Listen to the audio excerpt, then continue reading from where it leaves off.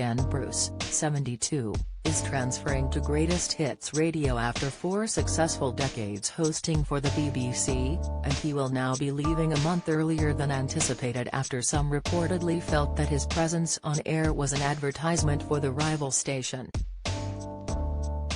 Ahead of his last show this Friday, Simon Mayo has spoken out, exclaiming he's surprised that the 72-year-old wasn't ousted sooner. Ken has stated that he would happily have continued at the channel until the end of March, but that had been asked to stop broadcasting sooner. He told the Daily Mail that had been called in for a chat and told his final show would be a week later, leaving almost a month on his contract which he will not be able to fulfill. Now, Simon, who will be Ken's colleague after his transfer to Greatest Hits Radio, has claimed that the situation has been handled badly. "I think what's surprising is that it lingered as long as it did," he insisted on Roger Bolton's Watch podcast. The 64-year-old continued, "Ken is an advert for Greatest Hits Radio now, so I can understand why they might have thought we need to hasten these things." He added, "It's unfortunate because it does feel messy. I can imagine in commercial radio he might have been out the door sooner." Meanwhile, he gloated that his station could now capitalize on the BBC's loss. "The BBC dropped the ball, and were very keen to pick it up," he exclaimed.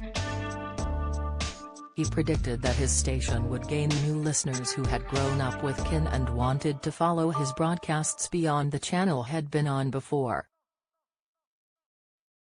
"If the BBC is deciding to do less, that's maybe a good thing.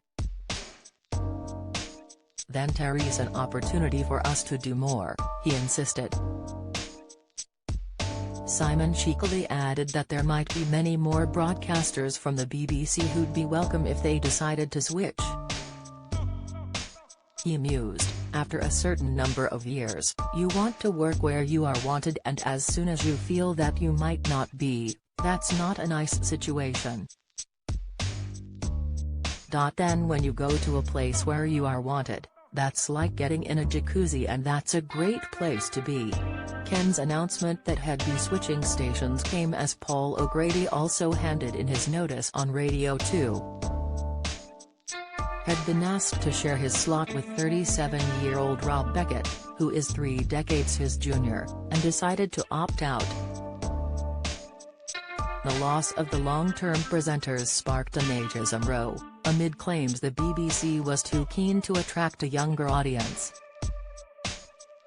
Radio 2 has changed, it's not what it was. They're trying to aim for a much younger audience, which doesn't make sense because you've got Radio 1, for that, Paul O'Grady recently stated to the Metro.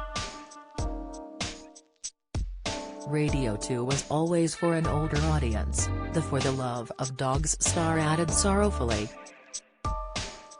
Vanessa Feltz, who is 61, then claimed there could be ageism involved and suggested that older personalities are less valued.